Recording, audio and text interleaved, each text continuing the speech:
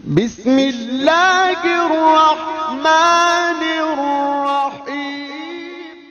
حضرت عمر کا زمانہ تھا تو غسان کے بادشاہ نے کلمہ پڑھ لیا۔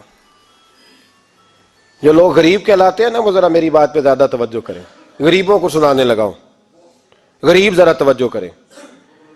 غسان کے بادشاہ نے اسلام قبول کر لیا، اور اسلام قبول کرتے ہی وہ آئے حج کرنے۔ حج کے بعد فارغ ہوئے تو ایک نفلی طواف کر رہا تھا غسان کا بادشاہ، شاہ غسان۔ آج تو خانہ کعبہ میں بھی وی آئی پی پروٹوکول ملتا ہے، آج تو مسجد نبی میں بھی وی آئی پی پروٹوکول ہوتا ہے، یہاں آ کے بھی، یہاں بھی، اور دیکھتے صحیح تو کھڑا کہاں ہے، یہاں بھی پولیس والوں نے بازو پکڑے۔ سوچو تو صحیح، یہ حال کر دیا تم نے مذہب کا۔ طواف کعبہ ہو رہا ہے اور غسان کے بادشاہ نے جبہ پہنا ہوا ہے باریک اور لمبا، وہ طواف کعبہ کر رہا تھا تو ایک غریب آدمی کا پیر اس کے جبے پہ آ گیا۔ جب پیر آیا تو اس نے پلٹ کے غریب کے منہ پہ تھپڑ مارا۔ جب تھپڑ مارا تو اس غریب نے سیدنا فاروق اعظم کی عدالت میں مقدمہ کر دیا، کہا بادشاہ نے تھپڑ مارا ہے۔ حضرت عمر فاروق رضی اللہ تعالیٰ عنہ نے بادشاہ کو بلایا، فرمایا تو نے اس غریب کو مارا ہے؟ کہا جناب اس نے پیر رکھا تھا۔ تو فرمایا پیر رکھا تھا تو کیا ہو گیا، تو نے کیوں لمبا جبہ پہنا تھا، تجھے سمٹ کے چلنا چاہیے تھا۔ کہا میرے لیے حکم کیا ہے؟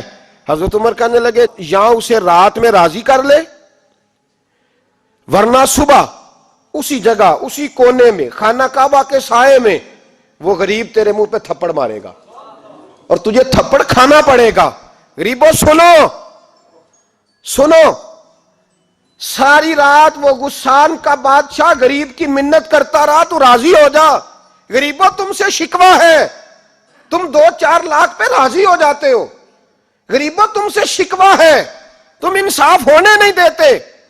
غریبوں تم تھوڑی تھوڑی بات پہ مطمئن ہو جاتے ہو، تھوڑی تھوڑی بات۔ جتنے غریب تن ہیں لباسوں سے دور دور، اتنی ہی چادریں میں مزاروں سے چھین لوں، اور جتنے غریب گھر ہیں اجالوں سے دور دور، اتنی ہی روشنی میں ستاروں سے چھین لوں۔ اتنی تو ہمتیں ہو میری کم سے کم بلند کہ شاہوں کے تاج فقط اشاروں سے چھین لوں۔ تمہاری زیادتی ہے، تم نے ظلم پروان چڑھایا ہے۔ جب تم چودھری کے کہنے پر، ایم این اے کے کہنے پہ راضی ہو جاتے ہو، تم انصاف ہونے نہیں دیتے۔ ڈٹنا سیکھو، کھڑے ہونا سیکھو۔ جب اسے کہا نا راضی ہو جا تو وہ غریب کہنے لگا میں راضی ہو جاؤں اور کل تو کسی اور کو بھی تھپڑ مارے؟ فرمایا جتنی تیرے پاس دولت ہے لا کے قدموں میں رکھ۔ ہم دولتوں کی پرواہ اس لیے نہیں کرتے کہ ہم نے محمد عربی کا چہرہ دیکھا ہوا ہے، اب میری نگاہوں میں جچتا نہیں کوئی، اس لیے کہ جیسے میرے محبوب ہیں ویسا نہیں۔ تم اثر لینا چھوڑ دو، تم اثر بڑا لیتے ہو۔ ہاں تمہارے اوپر چیزیں اثر انداز ہوتی ہیں، اس لیے انصاف نہیں ہوتا۔ ڈٹنا سیکھو، کھڑے ہونا سیکھو۔ جو بھائی ڈٹ جاتا ہے نا وہ بڑے کمال کر جایا کرتا ہے۔ ساری رات مناتا رہا۔ حضرت عمر سے کہنے لگا وہ نہیں مانتا، تو جناب عمر کہنے لگا پھر تیاری کر لے، ہم بادشاہ نہیں دیکھیں گے، دولت نہیں دیکھیں گے، ہم رسول اللہ کا دین دیکھیں گے، ہم نبی پاک کا نظام دیکھیں گے۔ وہ بادشاہ رات کو دوڑ گیا، بھاگ گیا، جا کے عیسائی ہو گیا۔ لوگوں نے کہا اتنا قیمتی آدمی عمر نے ضائع کر دیا۔ فرمایا چپ کرو، میں نے کوئی چیز ضائع نہیں کی، میں نے تو اپنے رسول کا دین بچا لیا ہے، کوئی شے ضائع نہیں ہوئی۔ عدل جب تک میں پھر کہوں گا، اس عدل کے نقصان میں ہر آدمی برابر کا شریک ہے۔ ہم عدل ہونے نہیں دیتے، ہم عدل قائم نہیں کرتے، ہمارا تقاضا ہی نہیں کہ عدل ہو، ہم اپنے آپ کو عدل کے لیے پیش ہی نہیں کرتے، مزاج ہی نہیں۔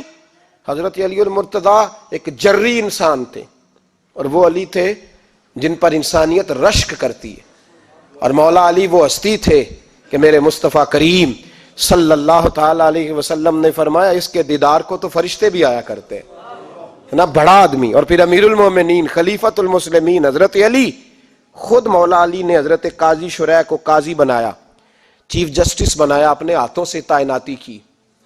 حضرت مولا علی رضی اللہ تعالیٰ عنہ کی زرہ گم ہو گئی، کافی دیر گزر گئی تو ایک یہودی کے پاس وہ زرہ آپ کو نظر آئی۔ حضرت علی نے ڈائریکٹ اس سے چھین نہیں لیا، حالانکہ امیر المومنین تھے۔ ہمارے ہاں ڈنڈا بھی بڑا چلتا ہے نا، جو طاقتور ہوتا ہے وہ تو تھانے جاتا ہی نہیں، اس کو ضرورت نہیں، اس نے تو بندے رکھے ہوئے ہیں، اس کو تو پتہ ہے کام کیسے لینا ہے۔ لیکن حضرت علی نے آئینی رستہ اختیار کیا، قانونی رستہ. قاضی صاحب کی عدالت میں مقدمہ کیا کہ فلاں یہودی کے پاس میری زرہ ہے اور وہ چوری ہو گئی تھی، گر گئی تھی، گم گئی تھی، مجھے دلائی جائے. قاضی صاحب نے بلا لیا یہودی کو، امیر المومنین بھی کٹہرے میں. قاضی صاحب کہنے لگے اس سے کہ زرہ تیری ہے؟ اس نے کہا جی میرے پاس ہے تو میری ہے.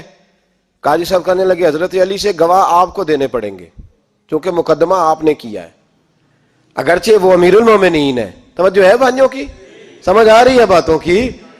گواہ امیر المومنین آپ نے دینے ہیں کیونکہ مقدمہ آپ نے دائر کیا ہے. تو حضرت علی کہنے لگے میرا بیٹا حسن گواہی دے گا کہ میری ہے، اور میرا غلام کمبر گواہی دے گا. قاضی صاحب کہنے لگے حضور ان کی گواہی درست تو ہے پر میں نہیں تسلیم کرتا، اس لیے کہ بیٹے تو باپ کے حق میں بولا ہی کرتے ہیں، نوکر تو آقاؤں کے حق میں بولتے ہی ہیں، جائیں کوئی غیر جانبدار بندہ لے کے آئیں جو گواہی دے. تو حضرت علی خاموش ہو گئے، کہنے لگے ابھی میرے پاس ایسا کوئی گواہ نہیں. قاضی صاحب کہنے لگے چلیں پھر آپ یہودی کو راضی کریں، آپ نے کیوں بلا وجہ گھسیٹا عدالت میں، راضی کریں، انصاف کا تقاضا ہے. تو حضرت علی قریب گئے، کہنے لگے بھیا ناراض نہ ہونا، زرہ تو میری ہے، ناراض نہ ہونا، میں نے غلط مقدمہ نہیں کیا. وہ علیحدہ بات ہے کہ میرے پاس گواہ نہیں تو میں کوئی بے انصافی نہیں کر سکتا، تو میرے ساتھ چل تجھے کھجوروں کا حلوہ کھلاتا ہوں تاکہ تو راضی ہو جائے.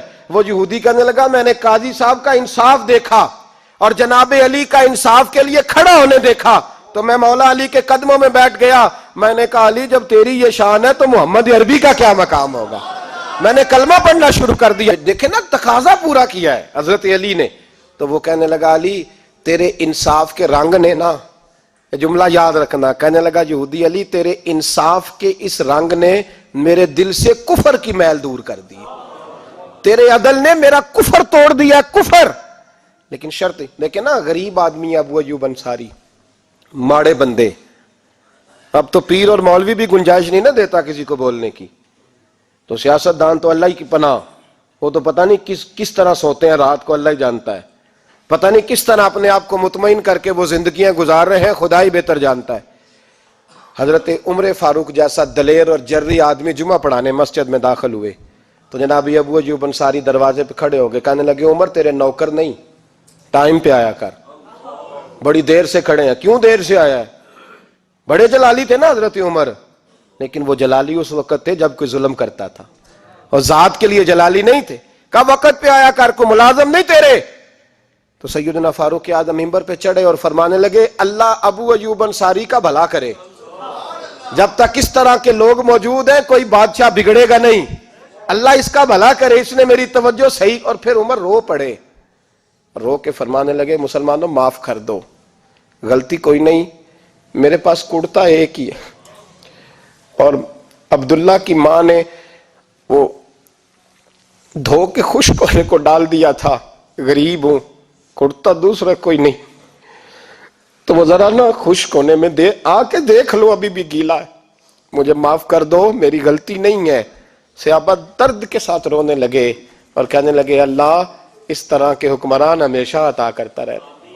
میرے بھائی تو انصاف کا رنگ تو دے، ان تقاضوں کو سمجھنا.